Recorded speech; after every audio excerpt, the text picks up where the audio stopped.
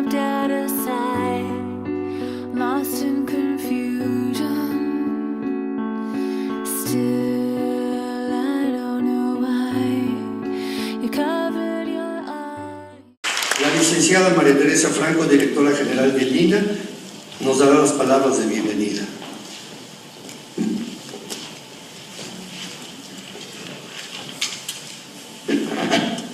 Muy buenas noches a todos. Querido gran Tlatoani, don Eduardo Matos Moctezuma, estimadísimo señor secretario técnico del INA, doctor César Moreno, y compañeros del Instituto Nacional de Antropología e Historia y asistentes a una conferencia que tiene un sentido profundo en la conmemoración del 75 aniversario del Instituto Nacional de Antropología e Historia. Es muy difícil tratar de hacer una síntesis curricular de la vida académica de Eduardo Matos. Es muy difícil tratar de, en este momento con ustedes, dar una visión general de la vitalidad de una biografía íntimamente ligada al Instituto Nacional de Antropología e Historia. Ha sido el doctor Matos, a lo largo de toda su carrera profesional, un gran impulsor de la arqueología y de la investigación sistemática para el conocimiento de la cultura mesoamericana, pero yo diría que por el conjunto de intereses intelectuales de Matos de la cultura mexicana en general. Forma parte indiscutiblemente del grupo más distinguido de arqueólogos que a lo largo de su historia ha tenido el INA. Obviamente los reconocimientos que tiene son muchísimos, desde luego el Premio Nacional de Ciencias y Artes, entre los que también lo recibieron están Alfonso Castro, Ignacio Bernal, Román Piñachán, estos dos últimos, por cierto, maestros de Matos Moctezuma, así como el antropólogo Rodolfo Stagenhagen, egresado también de la Escuela Nacional de Antropología e Historia. Son muchísimas las aportaciones significativas a la investigación, a la conservación y a la difusión de la cultura antropológica en nuestro país que Matos ha hecho. El primer ejemplo sobresaliente es el diseño y coordinación desde 1978 del proyecto Templo Mayor, a través del cual se emprendieron las tareas de excavación arqueológica de este recinto sagrado de la antigua Tenochtitlan, mismo que continúa vigente hasta hoy. Hoy por la mañana señalábamos que algo a reconocer en lo que ha sido la historia de la arqueología, de la que él va a hablar muy ampliamente, pero me refiero a las últimas décadas, ha sido su consistencia, su permanencia, con más de 300 y tantos proyectos que actualmente están en vigor. En términos de investigación arqueológica, podemos decir que el trabajo del instituto ha continuado y Templo Mayor es un proyecto absolutamente sobresaliente. Con la fundación en el 87 del Museo del Templo Mayor, se consolida la promesa de brindar al público un panorama amplio sobre lo que es la civilización, la cultura mexicana. Los resultados de sus investigaciones en esta inmensa zona arqueológica, que es el centro de la Ciudad de México y muchos de los que fueron sus alrededores y hoy conurbados, permitieron generar una adecuada estrategia de difusión de muchos otros trabajos arqueológicos y proyectos de investigación.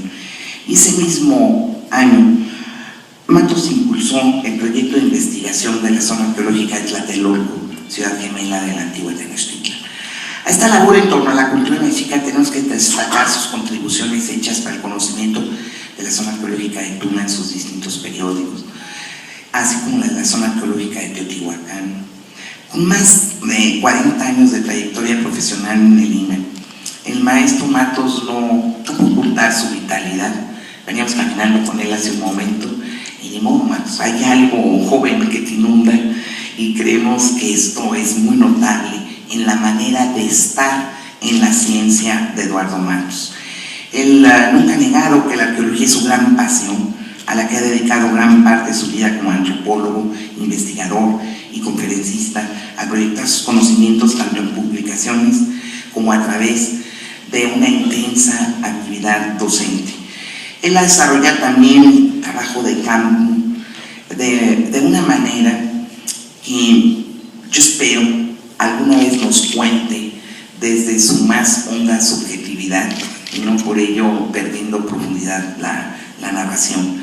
Oír de Matos algunas de las aventuras, recuerdo algunas que me has narrado sobre aquellos primeros trabajos en Tabasco, que son formidables y que tendremos que escuchar de parte de él y de algunos otros miembros de la comunidad, porque tuvo la oportunidad de tratar a muchísimos de los grandes que nos han dejado, por cierto, no, en muchos casos no hace tanto tiempo.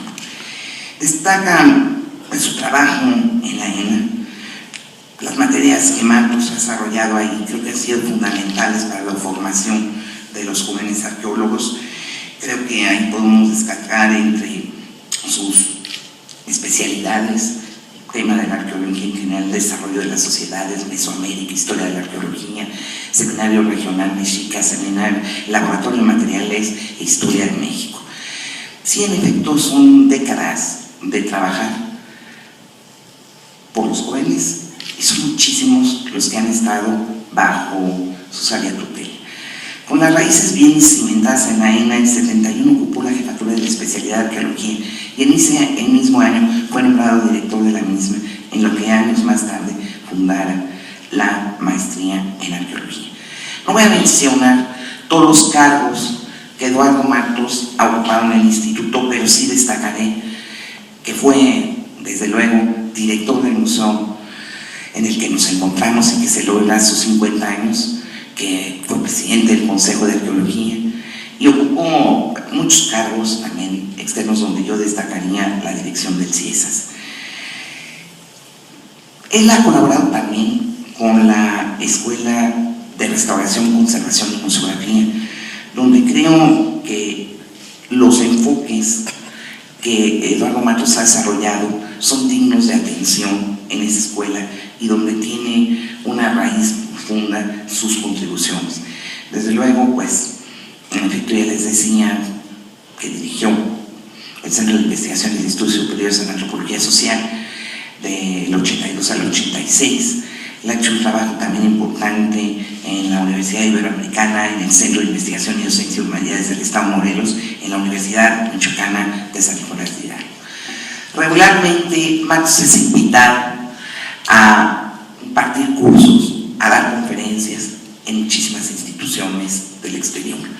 En la École d'études de Ciencias Sociales de París, por cierto, te mandaban ahora especialísimos saludos con motivo de la exposición Maya.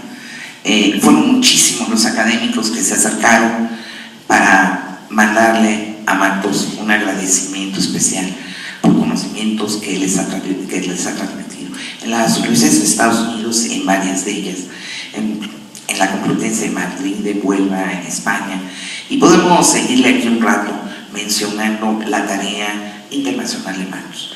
Yo doy fe de que él ha sido un asesor importantísimo para el instituto ante muchos organismos internacionales y en temas muy relevantes que tienen que ver con la conservación del patrimonio.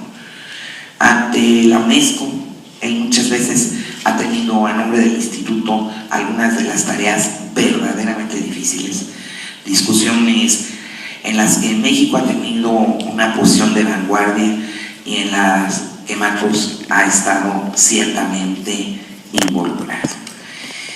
Entonces quiero decir, el tamaño pues no es narrado de el número de presentaciones de libros, de conferencias, de audiciones en radio, de participaciones en la televisión, la productividad de Matos como gran narrador que es, creo que ha hecho un bien grande a lo que es el conocimiento de nuestro patrimonio. Esa vida dedicada a la investigación, a la arqueología, por demás sobresalientes, su tarea y muy tenaz, ha sido recompensada de muchísimas maneras. Para el instituto es un honor que Matos sea un miembro destacado del Colegio Nacional, que sea un emérito de esta institución, que haya tenido una participación tan fértil, tan activa en el Seminario de Cultura Mexicana, en la Academia Nacional de Historia y Geografía, en la Sociedad Mexicana de Geografía y Estadística, en la Academia Mexicana de la Historia, en la Sociedad Mexicana de Antropología, en la Sociedad Mexicana para el Estudio de las Religiones, en la Sociedad de Antropólogos del Caribe y en la Asociación de Escritores de México. Además, recientemente ha ingresado a la Academia de la Lengua.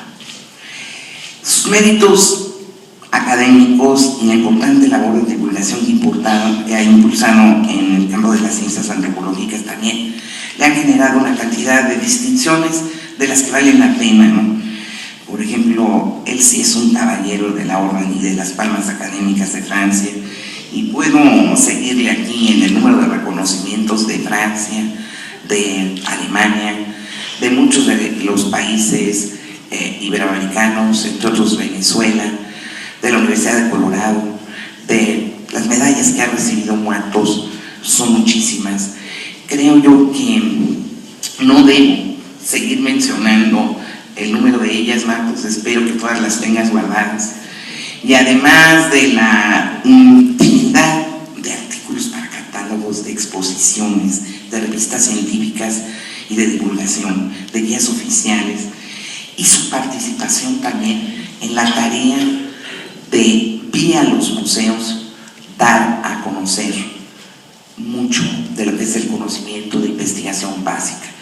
Matos ha sido un enorme dialogante con los museos en muchas de las grandes exposiciones, no solo de las mayores organizadas por el instituto, sino por otras instituciones, han contado con la asesoría de Matos.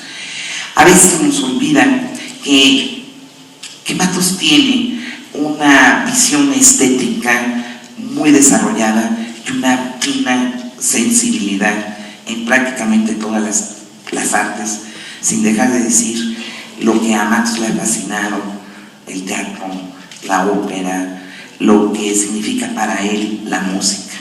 Muchos no se lo imaginan de acompañante de algunas puestas memorables en escena de Bellas Artes, pero eso habla también de su vínculo con lo que es la expresión cultural en su totalidad. Creo que no es exagerado decir que Eduardo Matos es un auténtico humanista y que a lo largo de toda esta tarea en el instituto su lugar es excepcional. Creo que si uno ve la bibliografía, lo que él ha escrito, podemos decir, por ejemplo, no sé cuál te gustaría, Matos, son muchísimos: Los dioses que se negan a morir, la arqueología y crónicas del Templo Mayor, la breve historia de la arqueología en México, los 50 años de la arqueología en México, el tríptico del pasado, que fue un discurso de ingreso al Colegio Nacional espléndido, las piedras negadas de la cuartica del Templo Mayor, los comienzos de la arqueología, o algunos de los libros que están aquí expuestos en términos de la relación de las culturas antiguas y particularmente la mexica con la muerte, o su preciosa historia de la arqueología en Mesoamérica.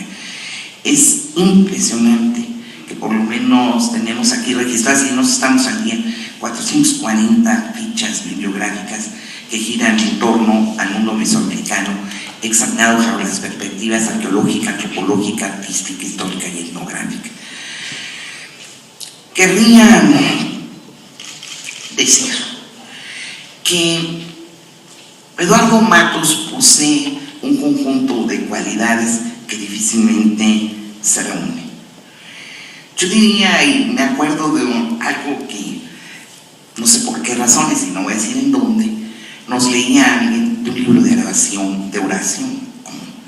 Decía que hay una externa y visible señal de una interna espiritual gracia. Todo el mundo sabe que Eduardo Matos es muy simpático. Eso creo que no puede dejar de recibir como mensaje cualquiera que trate con él. Tiene el don de ser antisolemne y no por ello dejar de ser un hombre de pensamiento muy profundo.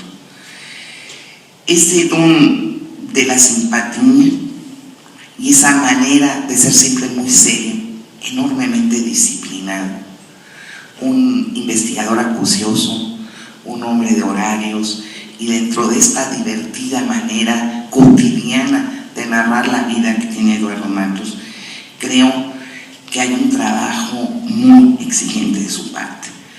La seriedad versus la ironía, que no pueden ocultar su inteligencia, su persistencia, su capacidad para decir y hacer desde la investigación. Esto que les decía antes de su amor por el arte es una de las formas que envuelve su mirada en cuanto a su vínculo y amor por el patrimonio cultural de México. Matos ha inspirado y ha dado sustento a muchas posiciones que en un momento dado se dan en momentos de crisis, de gran polémica, y siempre ha respetado las normas éticas y las normas jurídicas que rigen al Instituto Nacional de Antropología e Historia.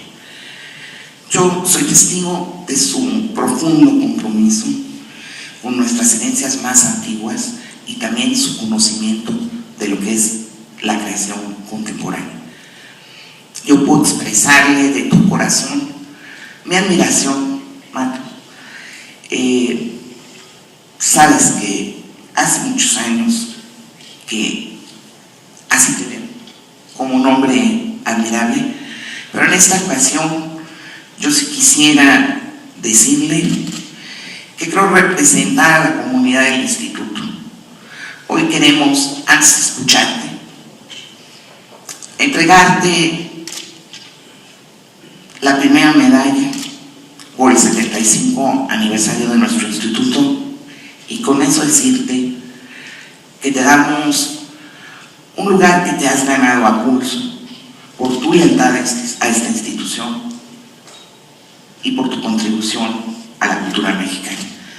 Muchísimas gracias por estar aquí y por hacernos una historia que es pasada, pero que todos sabemos que tendrá un largo futuro, y solo mentes muy lúcidas y muy conocedoras pueden alumbrar el camino. Pues te la queremos entregar, Eduardo, antes de escucharte.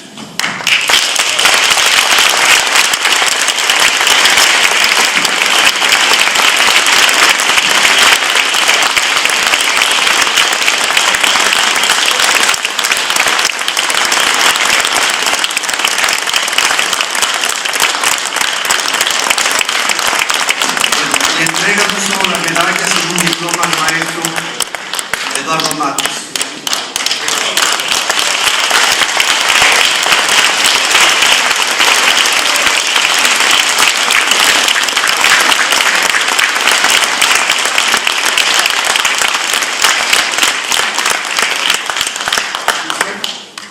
El diploma dice textualmente: el Instituto Nacional de Antropología e Historia, en el marco de la conmemoración de su 75 aniversario, otorga el presente reconocimiento al doctor Eduardo Matos Moctezuma por sus destacadas contribuciones a la cultura y a la conservación del patrimonio arqueológico de México.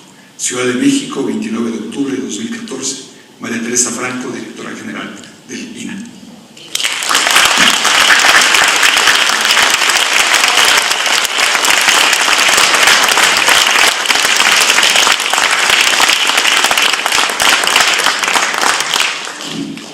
Y ahora cedo la palabra al doctor y maestro emérito del INAH, Eduardo Matos Moctezuma. Muchas gracias. Primero yo quisiera decirle a María Teresa Franco, nuestra directora del INAH, que te quedaste corta en las palabras. Bueno. No, mi agradecimiento a las autoridades, mi agradecimiento a los colegas que veo aquí muchos de ellos, mi agradecimiento a una institución a la que pertenezco hace 54 años. Ingresé a los 10 años de edad, por cierto, para que no empiecen a aceptar. Y el INA, pues me ha dado todo. El INA me ha formado a través de mi Escuela Nacional de Antropología, que en alguna época dirigí, no sé si bien o mal, pero no nos metamos en eso. El hecho es que estuve al frente de esa institución que, como bien decía Teresa, ha dado, asómbrense, 8 premios nacionales. Es impresionante, creo que ninguna escuela como tal ha dado ese número de especialistas.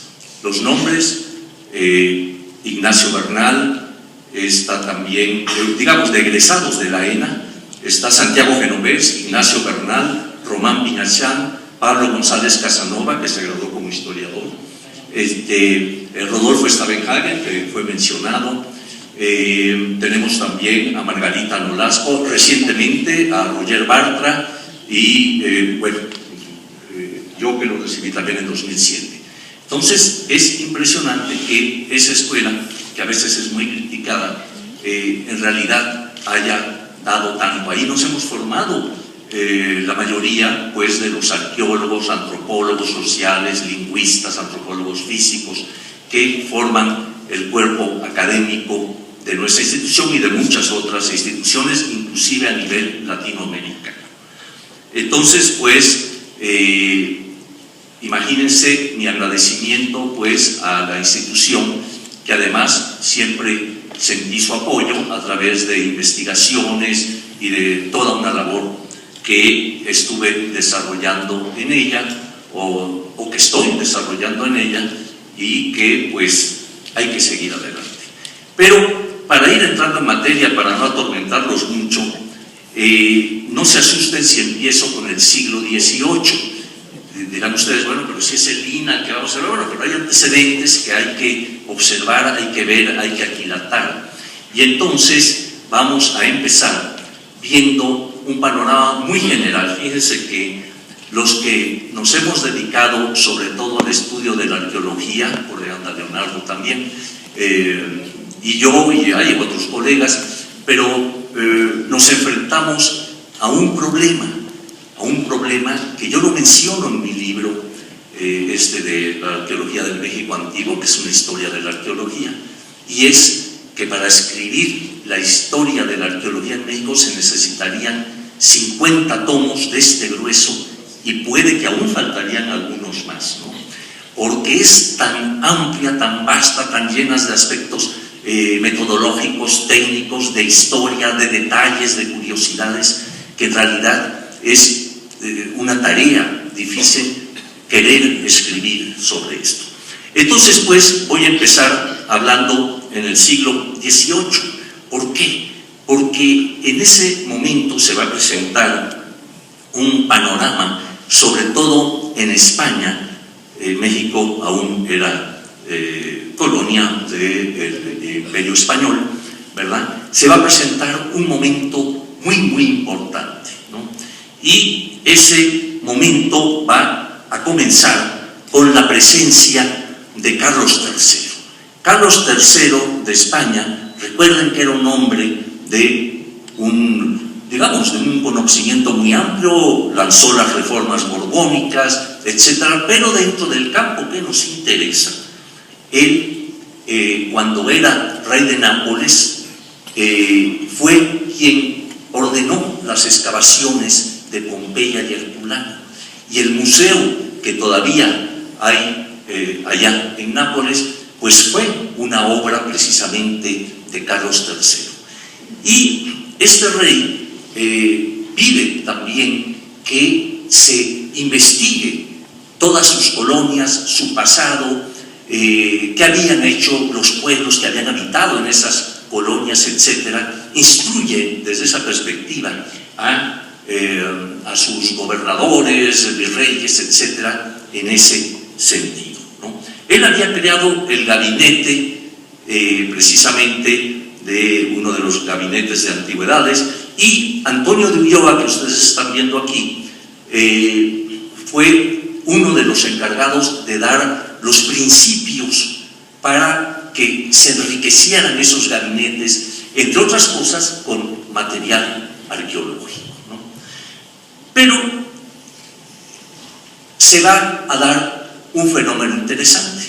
Resulta que por aquel entonces, y precisamente estando Carlos III al frente como rey de España, van a empezar los enemigos de España a atacarla, y la van a empezar a atacar sobre todo en tres aspectos fundamentales, ¿no? En que habían ganado, habían triunfado, se habían quedado con América porque eran pueblos, los americanos, pueblos sin mayor cultura, pueblos bárbaros, en fin, y que no habían tenido, por lo tanto, ninguna, no había sido una gran epopeya el hecho de conquistar América. Y también les criticaban su ansia por el oro y la imposición brutal de la religión católica sobre los grupos indígenas. Quienes principalmente manejaban estos conceptos eran primero el conde de Buffon, ¿no? Lo vemos por allí, y también William Robertson y Tomás Raynal. Allí falta De Pau, que va a ser violentamente atacado por Clavijero, como ahorita vamos a observar. Entonces estas personas están atacando a España todo el momento aquel de la Ilustración y demás, y vamos a poder ver de inmediato la respuesta que van a tener por parte de, de gente de la Nueva España, ¿verdad? Como es el caso de Francisco Javier Clavijero. Recuérdense que en 1767 Carlos III precisamente ordena la expulsión de los jesuitas de todos los territorios, y tienen que ir a refugiarse sobre todo a Italia, ¿no? Allá va Clavijero, y es uno de los primeros que va a responder precisamente todas aquellas palabras que decían De Pau, Raynal, Robertson, etc., ¿no?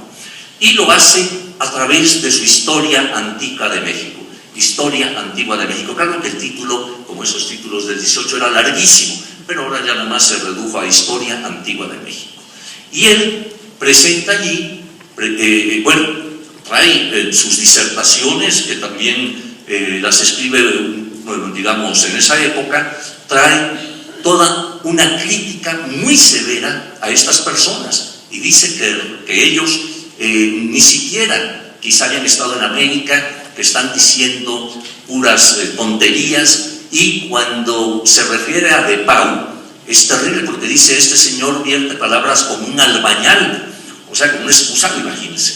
Pero entonces el jesuita va a darnos esa historia antigua, donde por cierto nos proporciona algunas imágenes fantasiosas de lo que era, por ejemplo, el Templo Mayor, ¿verdad? Retoma también algo del conquistador anónimo, que al parecer jamás estuvo en la Nueva España, en fin. Pero vaya, su respuesta es dar a conocer qué había aquí, que aquí había grupos, hace, digamos, todo un recuento de lo que era fauna, flora y demás, pero también de la historia mexica y otros aspectos, ¿no? Entonces responde directamente a estas cosas desde Europa misma, desde Italia, donde él estaba, ¿no? Y viene otra respuesta, el de la arqueología. La arqueología que empieza a, digamos, había habido interés, inclusive recuerden que Sigüenza y Góngora había intentado excavar en la Pirámide del Sol en Teotihuacán, ¿no? Nos lo reporta Boturini, don Lorenzo Boturini relata eso. Pero tenemos un momento muy importante, muy interesante, que es el que ustedes están viendo ahí, en donde el gobernador de Guatemala, de la Capitanía General, que era don José Estachevilla, ordena, siguiendo las ordenanzas de Carlos III, que vayan a esas ruinas de Palenque e investiguen allí qué hay, qué es lo que se encuentra en este lugar.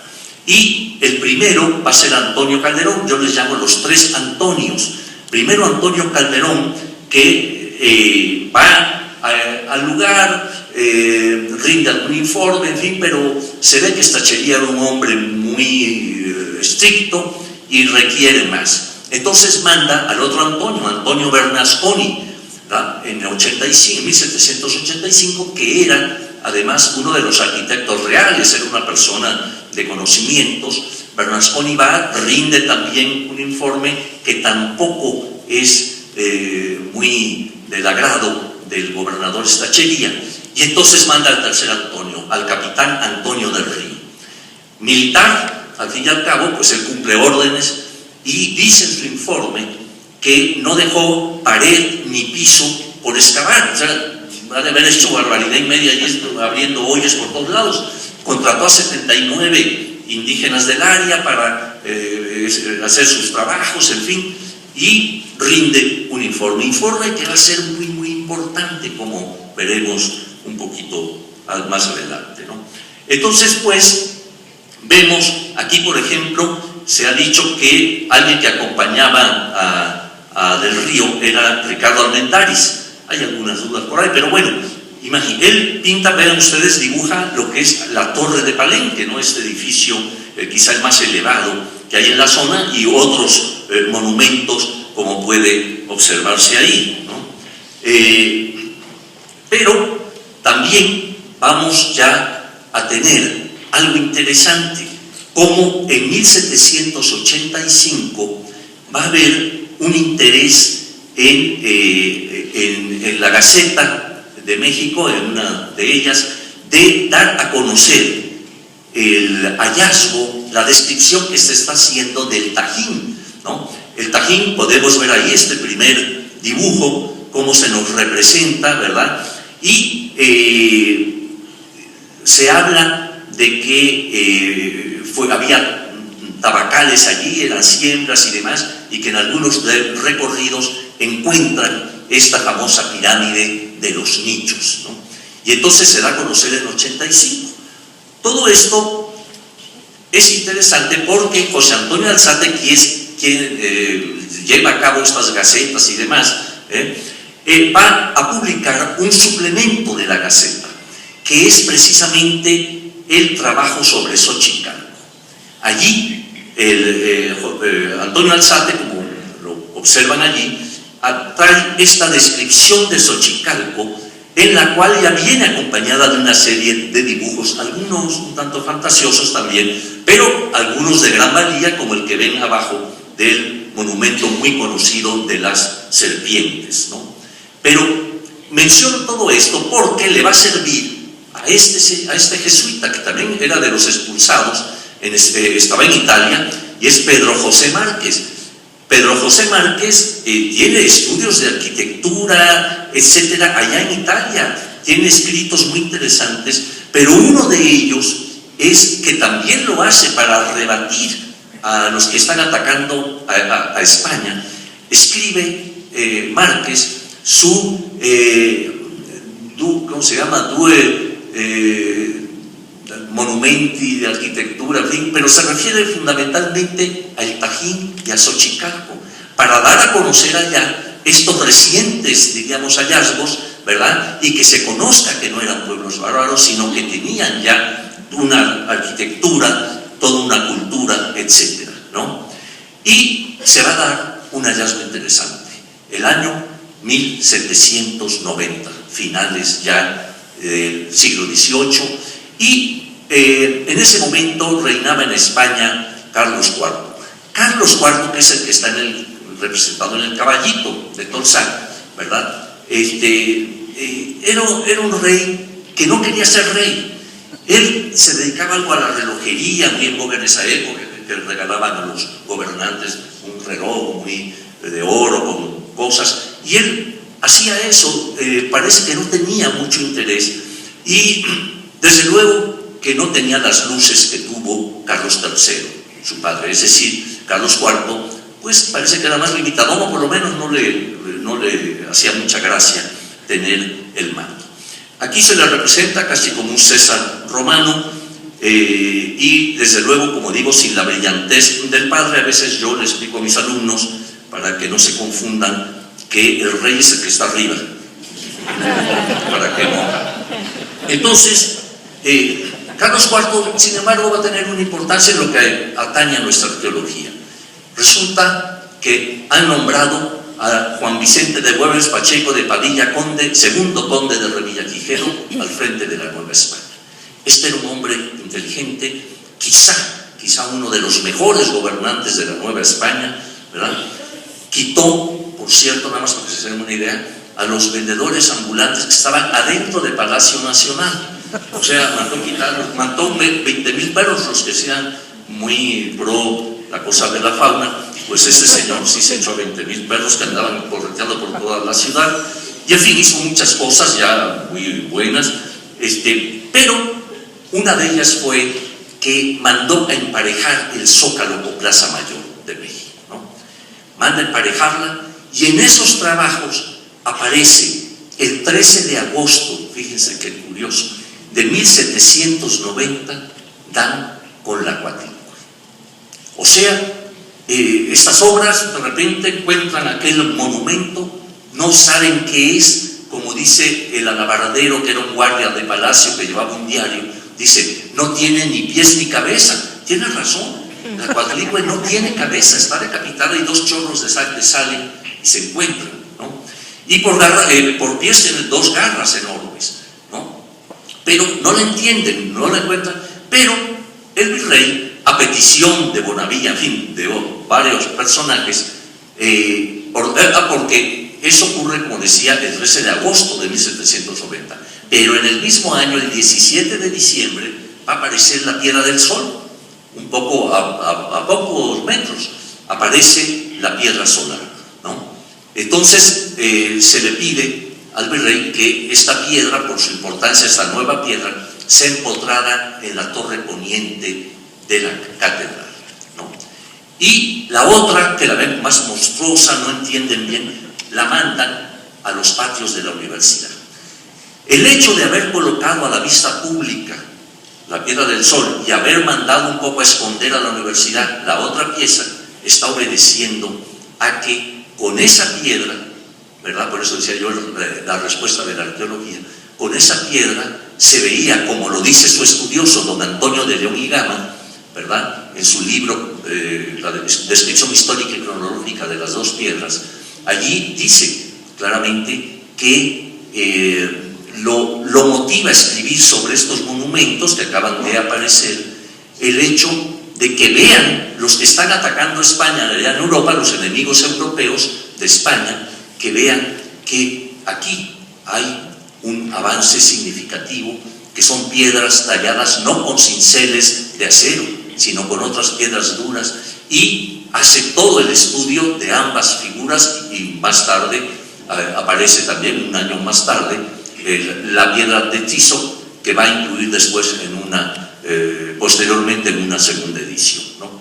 Pero entonces vemos cómo estos monumentos, aquí vemos sus grabados de esa descripción histórica y cronológica, es, digamos, el retorno de estos materiales que ya no van a ser destruidos como lo eran en el siglo XVI. Ahora se les va a respetar, claro, para conveniencia española, ¿no? Ese calendario, esa piedra, dice, es un círculo perfecto, tiene la cuenta de los días, etcétera, para que vean que sí eran avanzados. Ahora imagínense, los españoles basándose en los monumentos indígenas para, digamos, para defender o para defenderse de aquellos ataques. Finalmente, como decíamos, esta piedra, ven ustedes ahí abajo en la catedral, cómo está clavada precisamente en la torre poniente. En cambio, la cuatrícue es enviada al patio de la universidad, que vemos ahí en un grabado, una pintura de Pedro Gualdi, ¿no? Entonces queda ahí, podrán observarla en la esquina de acá, en la esquina de la ¿qué es? La izquierda de ustedes. Por allí se alcanza a ver un poco el monumento. Si quieren enterarse más de qué características tuvo esta piedra, pueden leer un libro que escribimos Leonardo López Bojanillo sobre 6 grandes monumentos mexicas, en los cuales a él le tocó escribir sobre la cuatrícue, a mí sobre la Piedra del Sol, en fin, pero ahí se relatan pormenores, detalles y diversos aspectos relacionados con todo esto.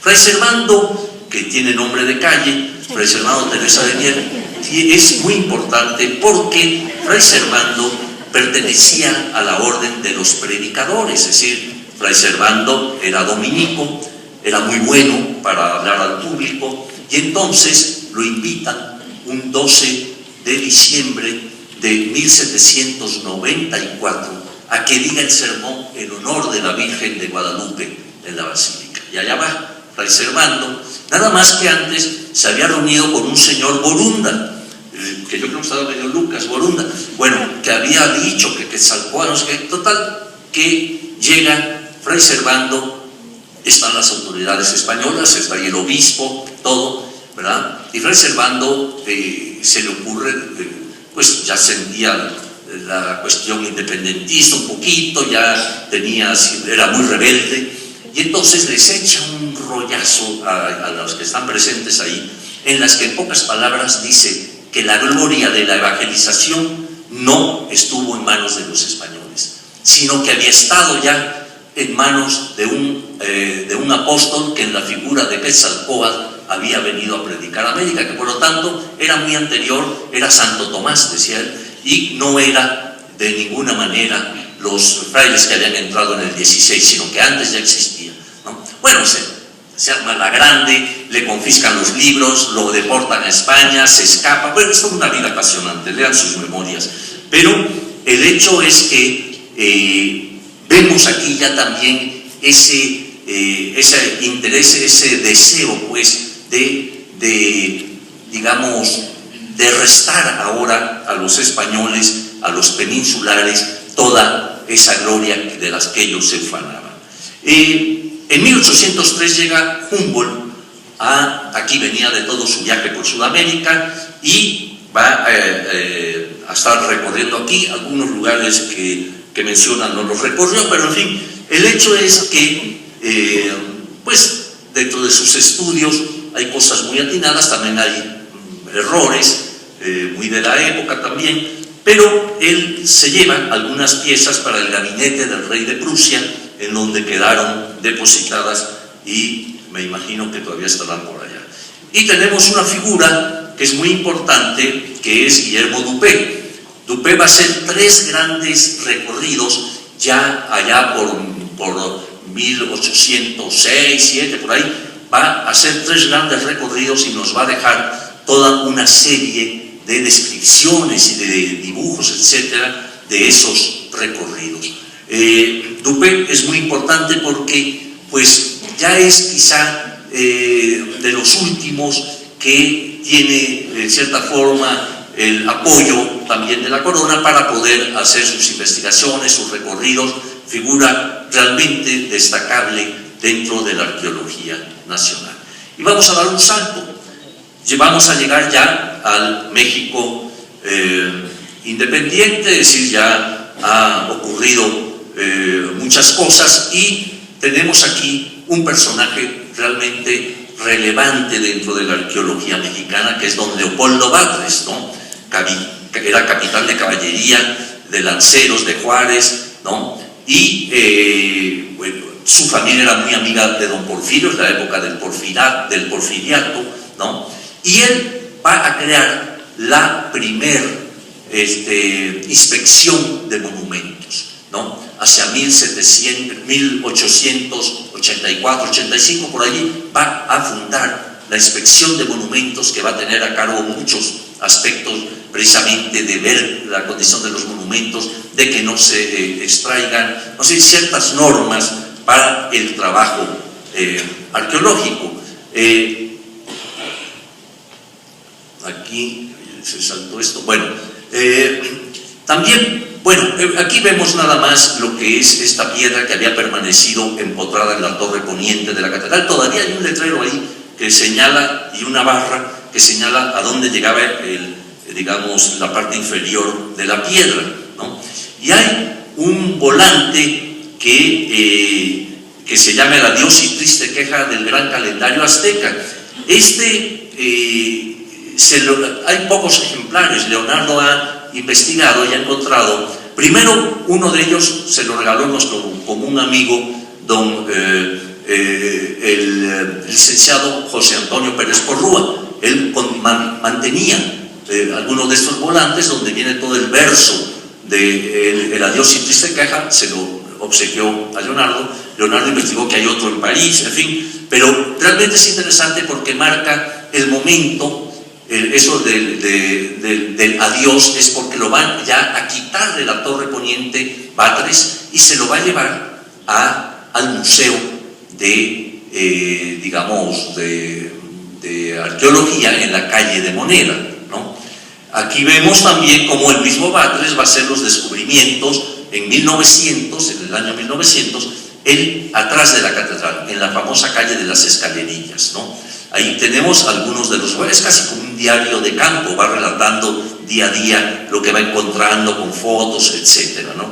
Y un plano muy importante, porque se ha atacado mucho a Batres y sí tiene cola que le pisen, pero hay algo muy importante, es de los primeros en que trata de ubicar a los objetos bidimensionalmente. O sea, los arqueólogos siempre ubicamos nuestros materiales a partir de tres, líneas, ¿verdad? Profundidad, no, pues X, no sé qué, Y, Z, pero para que el objeto quede ubicado allí en el espacio, ¿no? Entonces, él aplica esto en la calle de las Escalerillas, pero desde una perspectiva bidimensional, solamente con dos medidas, ¿no? Esta es una foto memorable. Batres trabaja en Xochicalco y allí lo tienen, es el gordo del centro, que como ven tenía su campamento ahí, hecho con tablas del Museo Nacional, porque en una de ellas se puede leer que era algo ahí del museo o algo así. Bueno, pero ahí pueden ver abajo también algunos de sus trabajos en la Pirámide del Sol en Teotihuacán, que él comienza hacia 1905, ¿no? Ahora, hay un hecho muy importante porque es un antecedente inmediato de la ENA y de lo que será el INA. Es decir, esta Escuela Internacional de Arqueología y Etnología, que van a establecerse con el apoyo del gobierno de México, era todavía don Porfirio, ya le faltaba poco para irse, pero con el apoyo del gobierno porfirista, y el gobierno de Francia, el gobierno de Prusia, la Sociedad Hispánica de América y 3 universidades norteamericanas, que eran Pensilvania, Harvard y Columbia, ¿no? Entonces, allí, pues, bueno, estos son los trabajos de otro gran especialista, de Maudslay, ¿verdad? Ahí lo vemos implementando como su lugar para investigar uno de las pirámides, pues, el interior, ¿no? El primer director de esta escuela internacional es Edward Seller, que ven ahí. Y Celia Nuttall va también a andar por allí apoyando mucho. Celia Nuttall es la que tiene la patita parada, allí esa foto maravillosa con su... y además es la que estudia un códice y otros que algunos llevan su nombre, el Souchet Nuttall. Pero son personajes que allá por principios del siglo 1910, 20, van a estar muy presentes, y Seller es el primer director de la Escuela Internacional. Después le va a seguir un gran antropólogo norteamericano que es Franz Boas. Boas es el que va a pedirle a Gamio, dentro del seno de la Escuela Internacional, que haga trabajos estratigráficos, ¿no? Y entonces Gamio se va a dar a esa tarea. Aquí tenemos también algunos otros investigadores, Malen, por ejemplo, ¿no? Que también tiene investigaciones bastante importantes, sobre todo en la zona maya, ¿no? El Museo Nacional, que venía funcionando desde años atrás. Aquí vemos algunos de sus directores, de otros ya no pudimos encontrar fotografías, ¿verdad? Pero en ese momento, a principios del año 11, de 1911, por fin, bueno, la revolución había estallado el 20 de noviembre del año anterior, y aquí vemos a don Porfirio en el Ipiranga retirándose hacia Europa una vez que ha declinado y tiene que salir del país. Viene la revolución, La revolución va a ser muy importante, revolución y antropología, como pueden ver ahí. Aquí volvemos otra vez a Seller, ¿no? Con todo el equipo de la Escuela Internacional. Vemos abajo la foto en donde él va acompañando. Ahí vemos una figura interesante, que es esta señorita Isabel Ramírez Castañeda, que hablaba el náhuatl y que también hizo trabajos arqueológicos. Esta Escuela Internacional tenía alumnos de Alemania, de los países que patrocinaban, ¿verdad? Y lo que es interesante es que ya se hacían allí estudios, y el enfoque que estaban dándole Boas, Engelhardt, Tossel, todos los que habían sido sus directores, era que se hiciera una antropología, ¿verdad?, integral. Es decir, los lingüistas, ya estaba ahí algún lingüista, J. Alden Mason, yo lo conocí ya muy grande, a J. Alden Mason, que se formó en esta Escuela Internacional. Y así había varios antropólogos, digamos, ahora los llamaríamos antropólogos sociales, ¿verdad?, arqueólogos, etc. O sea, ya era la simiente de que la antropología tenía que tener estas ramas en su interior, ¿no? Ahí tenemos a Franz Boas, ¿verdad?, que es, digamos, el segundo director, y es el que le va a pedir a Gamio que haga estudios en Azcapotzalco. Don Manuel va a Azcapotzalco y hace su estratigrafía, sus trabajos, hace varios pozos y demás. Y ahí tienen ustedes una de las primeras estratigrafías que se hace para poder entender lo que había en ese lugar. Él define ahí que hay 3 niveles, uno muy profundo, que era lo que llamaban cultura de los cerros, lo que ahora llamamos preclásico, otro teotihuacano y finalmente el azteca hasta arriba. Pero ya lo está probando con trabajos de este tipo, ¿no? Ya, y él mismo, Gamio, recomienda y dice: cualquier trabajo científico debe hacerse estratigráficamente. Quizá aquí jugó algún papel Engelhardt, que también fue director, fue el tercer director de la Escuela Internacional, era geólogo, ¿no? Fíjense nada más, ya en esa época, principios del siglo, tenían ya toda esta concepción, ¿no? Pero Gamio la va a capitalizar. Gamio va a decir: muy bien, ahora vamos a poner en práctica todo esto que he aprendido. Él se graduó en Columbia, allá por 1921, lo ayuda mucho Celia Nuttall, la de la patita levantada con sus y va a crear este proyecto. Este proyecto es importantísimo porque es el primer proyecto ya en la práctica, ya con un sentido específico de un estudio integral. Gamio lo que hace es que va a invitar, además hace un equipo multidisciplinario, en fin, invita minerólogos, invita geógrafos, invita arquitectos. Ignacio Marquina va a estar con él colaborando ahí. Pablo González Casanova, el padre de Pablo y de Enrique, está ahí como lingüista, precisamente. O sea, se crea ya todo este equipo porque ya no se concibe, imagínense, desde esa época, en 1917 empieza Gamio el proyecto en Teotihuacán, ya no se concibe que la antropología es nada más alguna rama de ella, no, que lo conforman varias ramas como la lingüística, la antropología física, etcétera, etcétera, ¿no? Bueno, aquí vemos a don Manuel de chiquito, luego de adulto y luego de padre, como dice ahí, y tiene una virtud muy grande. Divide el país en 11 zonas, pero no nada más al azar, sino que él ve que sean áreas por investigar que tengan alguna cosa en común culturalmente, por situación geográfica, etcétera, ¿no?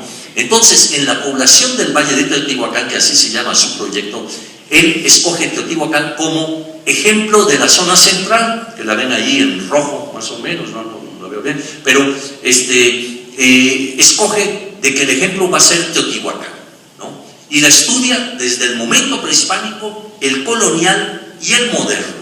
El moderno para esa época, 1917, la revolución todavía estaba por ahí, echando balazos, ¿verdad? Pero Gamio va a dividir el país en esas 11 áreas. La segunda que se iba a investigar era Oaxaca, los valles de Oaxaca, fíjense. También como ejemplo del área correspondiente, ¿no? Que ven ahí en verde abajo, ¿no? Bueno, entonces, dos categorías son para él fundamentales en su estudio, que son población y territorio. Son las dos bases fundamentales que él va a utilizar para su concepción integral de la antropología. Entonces ahí tienen una de las primeras ediciones, el área de investigación. Él excava en la Ciudadela y encuentra lo que es el llamado templo de Quetzalcóatl. Allí en los tres dibujos sobrepuestos pueden ver cómo se encontraba, cómo interviene y cómo finalmente ya saca los monumentos. Pero el del templo de Quetzalcóatl es muy importante. Pero vean esto, también trae una serie de estudios, ¿verdad?, de antropología física en hombre vivo, en personas vivas, ¿no? Y trae todo el estudio con fotografías, etcétera, y trata de implementar una serie de mejoras, ¿no? Aquí vemos cómo se hacen los talleres allí en Teotihuacán para enseñarles a hacer cerámica, para enseñarles, en fin, varios aspectos, ¿no?, de artesanía para que pudieran tener una mejora social. O sea, era una antropología comprometida y aplicada.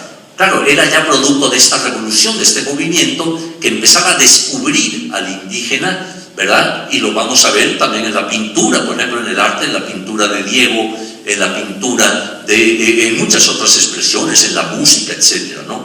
Pero él invita a Goitia, aquí lo vemos, a que vaya allá, para que dibuje también lo que son todas estas cosas, estos monumentos, las danzas que todavía se bailaban allí, ¿no? Goitia lo hace y ahí tenemos pues en el tomo moderno de esos tres tomos que publica Gamio, pues vemos ahí también la expresión dancística, ¿no? En este caso y muchas otras cosas más. Pero pasado aquel momento, pues van a pasar varios años, en fin, y llegamos al momento en que gobierna Lázaro Cárdenas. Lázaro Cárdenas, como saben, pues está más comprometido con el aspecto campesino, con el aspecto, en fin, inclusive indigenista y demás, y entonces va a conjuntar algunas dependencias que andaban por ahí para formar en 1939 el Instituto Nacional de Antropología, ¿no? La Escuela Nacional se había creado un año antes, en 1938, en el seno del Politécnico, del Instituto Politécnico, también creado por Lázaro Cárdenas. Entonces, pues, el INA surge con, un año más tarde se le anexa la escuela al instituto, y ya queda como parte de él, igual que el Museo Nacional, en fin. Y a partir de ese momento vamos a ver una serie de trabajos ya institucionalizados, ¿verdad? Porque ya se cuenta con la escuela para formar gentes en las cuatro ramas de la antropología, que por eso decía la importancia de Gamio y la población del Valle de Teotihuacán, y de la escuela internacional, que ya planteaban que tenía que haber los lingüistas, los antropólogos físicos, los sociales, el arqueólogo, etcétera, haciendo esos trabajos como los había implementado Gamio en Teotihuacán.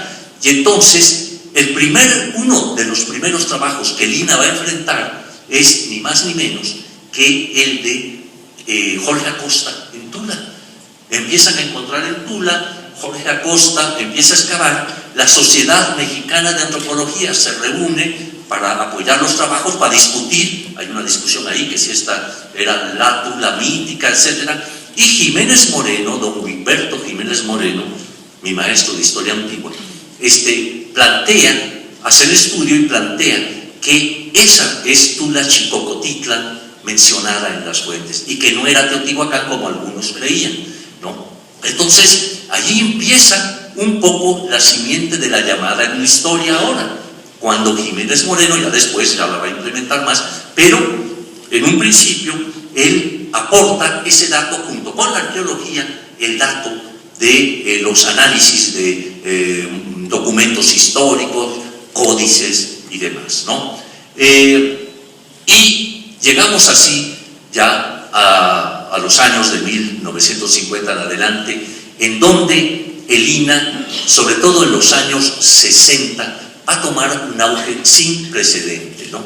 Es decir, perdón, aquí me salté, En primer lugar, allá por los años 50 hay algunos hallazgos interesantes. El de Alberto Ruz, uno de los grandes arqueólogos de Lina, inclusive defensor del patrimonio arqueológico. Quiero decirles un detalle: Alberto Ruz fue detenido y metido al bote, perdón, a la cárcel, qué lenguaje.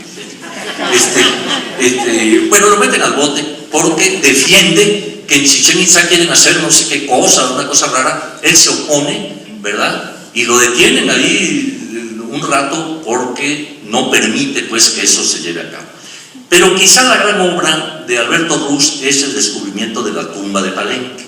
Independientemente de lo espectacular de esto, lo importante para la arqueología estriba en que Ruz abre el panorama de que estos monumentos que aparentemente eran masivos, estas pirámides, en ocasiones no lo son, sino que en su interior pueden contener tumbas como la que él está encontrando hacia mediados del siglo XX, ¿no? Y pues uno de los grandes arqueólogos que Lina dio. También tenemos otro personaje, Ignacio Marquina, ¿no? Marquina, arquitecto, ya había colaborado con Gamio, publica una de las obras que es, digamos, ya un clásico de la arqueología mesoamericana, la arquitectura prehispánica, ¿no? Todos hemos consultado su obra, sigue siendo una obra señera, o sea, por excelencia. Yo tuve la suerte de colaborar con él. Por cierto que lo nombran, él había sido director de Lina, y le tocó cosas muy peliagudas como los restos de Cuauhtémoc. Entonces, que él finalmente dijo, no son, después de los estudios que se le han hecho, salieron en la prensa, hay que fusilarlo por la espalda como traidor a la patria, porque el señor defendía una verdad científica. Bueno, pues ya era una persona grande, ya tenía más de 80 años, cuando lo nombran director de monumentos prehispánicos. Y el doctor Eusebio Dávalos, que había sido ya después director de Lina por muchos años, por cierto, primer graduado de la Escuela de Antropología, se graduó con la tesis de la deformación craneana entre los tlatelolcas, el primer graduado. Creo que el examen duró como 4 horas porque no sabían cómo era, porque era el primer graduado. Bueno, pues pregúntale tú más. Total, que se pasó como 4 horas, pero finalmente le dieron, creo que cum laude o algo así. El hecho es que don Eusebio, en un momento dado, nombra a Marquina al frente de monumentos prehispánicos. Marquina acepta, imagínense, tener una experiencia de toda la arquitectura mesoamericana, y entonces me invitan a mí. Era un muchacho joven, guapo, bueno, ya lo que dijo ¿no? Todo eso. Entonces, un día me manda a llamar a Dávalos y me dice, oiga, joven, quiero que usted se haga cargo de la subjefatura de monumentos prehispánicos. Le quiero decir que el arquitecto Marquina es el que va a ser director. Y yo tenía 26 años, 27 años. Yo me quedo sin hablar y digo, doctor, pero seguro que soy yo. O sea, sí, usted es joven. Yo dije, bueno, pues sí, acepto, claro que sí, con mucho gusto, y más con Marquina. Entonces ya empezamos a trabajar. Y al rato ya me di cuenta, porque empezaban algunas alabanzas. Entonces decía, no, fíjense, qué bien lo hizo el arquitecto en tal asunto, esa su edad, 80 años, lo hizo muy bien. Si había algún error, bueno, ¿qué pasa con Marcos? Es el joven que debe advertirle, seas un hombre grande, ¿qué pasa? Entonces, total, que nunca me llegaba la gloria, porque todo era a mi gran y admirado maestro Marquina, y con mucha razón, ¿no? Pero bueno, allí está esa obra clásica de la arqueología mesoamericana, y desde luego el museo. El museo, sabemos, estos días se ha estado celebrando. Aquí está Antoine, como le digo, Antonio Saborit, que lo dirige actualmente, y sabemos que allá por 1964 va a hacerse esta obra, creo que fue en 18 meses. Pedro Ramírez Vázquez realizó realmente una obra imponente, con la idea de mostrar el mundo prehispánico abajo y el mundo indigenista arriba, en el segundo piso. Desgraciadamente, el mundo indigenista casi nadie lo visita, que se quedan por acá abajo, y es una lucha para que puedan subir, porque hay cosas realmente maravillosas ahí. Y aquí ven fotos de algunos de los traslados. El mal llamado Tlaloc, que pareciera ser una Chanchiclicue, y la Piedra del Sol cuando es sacada del Museo Nacional en la calle de Moneda para venir a su nueva sede. Creo que 7 traslados se han hecho, según nos reporta Leonardo, no te duermas. Leonardo ya ha escrito sobre eso, de los diversos traslados que ha padecido esta pieza, pero quizá para bien, ¿no? Bueno, perdón, ya me salté. Bueno, es el museo, aquí vemos las salas de arriba también representadas, en fin, y lo que representa el Museo Nacional para todos los mexicanos. Aquí ya no podemos hablar de arqueólogos, de etnólogos, lo que es para México esta presencia. Una vez inaugurado, ganó un premio en Brasil, en fin, ha sido reconocido como uno de las grandes presencias que contienen todo un acervo en su interior y que es parte de nuestra historia, ¿no? De allí, Ramírez Vázquez fue invitado a otros países para crear museos. Bueno, ocurre como siempre un momento terrible que fue el robo, ¿se acuerdan? Allá en 1985 del Museo de Antropología. Afortunadamente, pocos años después se recuperaron todos los objetos, ¿no? Pero la arqueología sigue avanzando y tenemos la presencia de gentes, por ejemplo, en lo teórico como Gordon Chai, ¿no? Y seguidores de él, quien da a conocer las ideas de Gordon Chai, un gran arqueólogo australiano que radica en Inglaterra y ahí ejerce sus funciones, pero fue Pedro Armillas, que es el que tienen allí. Pedro, con un aparato de fotografía aérea, fue uno de los grandes arqueólogos mesoamericanistas. Venía de la Guerra Civil Española, pero esto de las nuevas técnicas es impresionante porque en los años 60 es una cantidad, un cúmulo de tecnologías que se van a implementar en lo teórico, en lo práctico. Ahí lo vemos, como decía, con el aparato de foto aérea para poder, es un elemento que usamos mucho los arqueólogos y que se usaba a partir prácticamente de los años finales de 50, principios de 60, y quien le da un buen impulso es José Luis Lorenzo, ¿no? Esto es otra cosa, aquí no se ve nada, es un cuadro de Bartra. Bueno, pues no hay nada. Bueno, aquí vemos lo de la fotografía aérea y demás, y los recorridos de superficie, que también en los años 60 se van a implementar, el Settlement Patterns o algo así le llamaban en inglés. Pero aquí vemos un recorrido previo que hacen estos personajes, ¿no? Blom, Lafar, ¿no? Sin la ayuda de fotografía aérea se van y hacen todo un recorrido maravilloso allá por los años 20, 30, de parte de Mesoamérica, y se van a pie, ¿no? Y llegan pues a escribir sus resultados. Pero fíjense una cosa interesante, es Pablo Martínez del Río el primero que usa la foto aérea, una foto fija. Pero ven ahí la foto de Tlatelolco.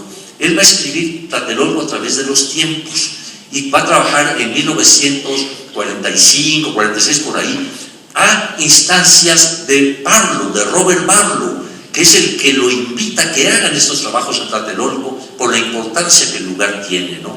Y don Pablo reúne un grupo, Antonieta Espejo, Griffin y otros más, para poder hacer estos trabajos. Y bueno, yo tuve la suerte de trabajar ahí a las órdenes de Paco González Rull, ¿no? Y después vienen, por ejemplo, ya cosas muy modernas, ¿no? Ya usando los satélites, por ejemplo, en este caso para Teotihuacán, ¿no? En donde ya realmente toda esa tecnología aplicada a la arqueología, no solo en ese aspecto, también en el fechamiento, ¿no? En la prospección, en fin, en una serie de aspectos, cómo va siendo importante todo esto. Y el INAH lo ha sabido implementar. En ese momento también vemos los trabajos de Milon, de René Milon, en Teotihuacán, precisamente con los recorridos de superficie. Es un trabajo muy importante que él hace allá por 1962-64, en el cual busca tres cosas. Uno, hacer el plano de la ciudad. Segundo, ver su crecimiento. Tercero, ver su densidad poblacional, ¿no? y nos da entonces los primeros resultados desde esa perspectiva, ¿no? Otro trabajo es del Teotihuacán Valley Project de William Sanders, ahí lo vemos, que también va a implementar, va a hablar de las áreas simbióticas en sus trabajos también en Teotihuacán, ¿no? Entonces, pues como ven, todo esto va implementándose, el INA realiza trabajos y Ignacio Bernal, otro de nuestros grandes arqueólogos, va a llevar a cabo el proyecto Teotihuacán al mismo tiempo que estos dos personajes están haciendo sus trabajos allá por los años 60, ¿no? Bernal además fue director del INA, pero había trabajado en Daizú, en Yagul, en varios sitios, pues, y de todos ellos hizo las publicaciones correspondientes. Estamos editando sus obras completas en el Colegio Nacional. Matos me pusieron ahí. Bueno, yo trabajé allí en Tula, pero recuerden que el gran trabajo de los años 40 lo hizo Jorge Acosta. Yo intervine sí con el proyecto Tula, tratando de hacer un programa un poquito integral, invité a algún antropólogo social a que hiciera el estudio de las fábricas cementeras, en fin, y mandamos a hacer el plano, la fotografía aérea exclusiva por el INA para hacerla a 1 a 5.000 para poder hacer nuestros recorridos. Ahí trabajó, en algún momento estuvo Enrique Nalda, Juan Yabeum, digamos, colaborando, Pastrana, Alejandro Pastrana, todos ellos también de nuestra institución, ¿no? El rescate también es obra de José Luis Lorenzo, ¿no? Se hicieron muchos trabajos de rescate, el de Malpaso, a cargo de Carlos Navarrete, allí colaboré yo con él, y también la New World Archaeological Foundation estuvo presente. Este es el juego de pelota doble que me encomendó Carlos Escabar, y que tiene 2 canchas para excavar, para jugar al mismo tiempo, ¿no? Después tenemos también ya trabajos hacia 64, con lo de Paco González Rull y otros que estuvieron ahí, pero ya más recientemente Salvador Guillén también va a trabajar ahí y encuentra la famosa caja de aguas y una cantidad de entierros, algunos coloniales, presentes, y hace su tesis sobre el templo de Quetzalcóatl, ¿no?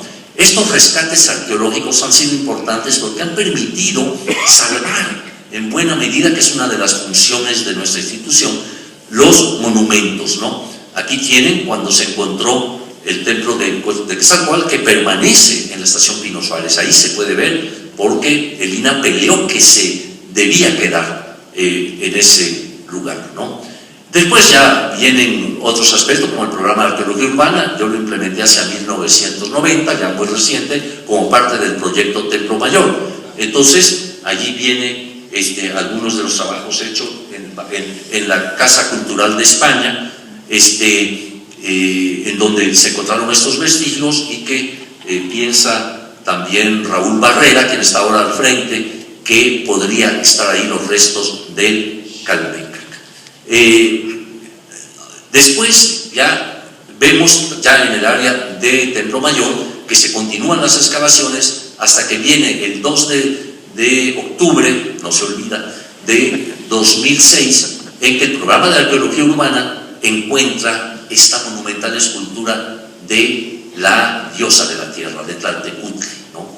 Entonces, de lo que era un programa de rescate, ya se convierte en un proyecto de investigación arqueológica.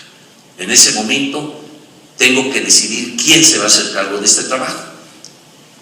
Hice mis listas, ¿verdad?, para ver quién era el tapado. Bueno, fulano tiene tales características, y realmente había una persona que era la que tenía que hacerse cargo de esto por su conocimiento de lo mexica, porque había estado conmigo desde los 14 años de él, 14 años de edad, había estado conmigo en el proyecto Templo Mayor, y tenía además un amplio conocimiento de las fuentes históricas, y dije, no, quien va a cargar con esto es Leonardo López Luján, ¿no? Digo, a ver, Leonardito, ahora es cuando, y ahí está, ahí sigue, y ahí va a seguir con el apoyo de la dirección de Lina.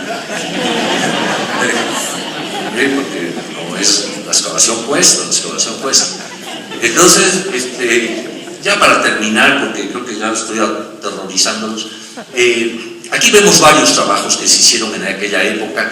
Por ejemplo, el trabajo de don Jorge Acosta en Teotihuacán, coordinado por Ignacio Bernal, que excavan toda la calle de los Muertos, etc. Yo lo colaboré con don Jorge ahí. Me tocó excavar la parte de abajo, el de los caracoles emplumados. Don Jorge me lo encargó, ¿verdad? Y pues allí tenemos toda esa presencia, y actualmente, ya para irme acercando al final, tenemos también los trabajos en el interior de la pirámide de la Luna, ¿no? Que hicieron Saburo Sugiyama, Rubén Cabrera. Ahí estuvieron varios arqueólogos colaborando, y que dio unos resultados interesantísimos, como ven, varias etapas constructivas, en fin, toda una presencia. Y se encontró en el interior, ahí ven ustedes, diversos vestigios, algunos interesantísimos, ¿no? Animales con restos de que habían estado encerrados en sus jaulas de madera, se veían las huellas, en fin, ha sido uno de los proyectos. Y actualmente, ustedes escucharán por estos días lo que Sergio Gómez va a tener que decir de lo último que está haciendo en la Ciudadela, ¿no? Con este túnel, lo fui a visitar la semana pasada, es impresionante. Tú dijiste hoy la nota, ¿no? De que se vino. Él ya expuso hoy. Bueno, pues los que hayan ido, creo que se habrán sorprendido de lo que se está encontrando ahí, ¿no? Y hubo otros trabajos en Cuicuilco, Ignacio Bernal en Yabul, allá por 73, Roberto Gallegos en las tumbas de Sachila, la de Huijazó en Oaxaca, que encontró Méndez. Digo, el Templo Mayor, pues sí, no puedo dejar de mencionarlo, que ahí está el pleno corazón de la Ciudad de México, emergiendo pues lo que era el principal templo de los mexicas, ¿no? Aquí está lo que les decía, esta deidad enorme de casi 4 metros por lado, la cual removimos, se trasladó al interior del museo, y se empezó a excavar debajo y a los lados, y se fueron encontrando ofrendas, lápidas de Tlaloc, unas ofrendas riquísimas, un tanto diferentes a las del Templo Mayor, lo cual nos daba otro contexto, por cierto. Y pues es la investigación que sigue adelante, teniendo al frente a Leonardo y a todos sus colaboradores, que son realmente personal muy significativo.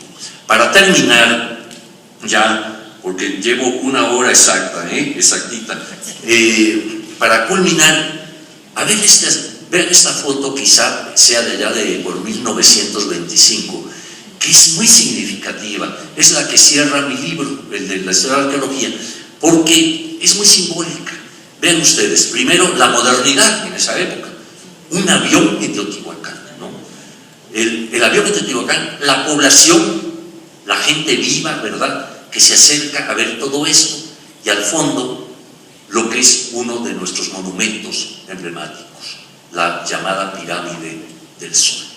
Entonces, pues ya no quiero agobiarlos más, con esto me retiro, pero solamente con un aspecto importante. Estamos celebrando los 75 años de nuestra institución, pero ya la directora debe expresar algo.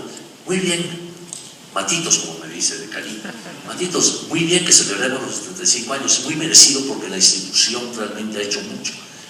Pero, ¿y ahora qué? Adelante. Y ese es el gran reto que tenemos todos nosotros. Ahora que tenemos que superar, si es posible, lo que hicieron todas estas gentes. Muchas gracias.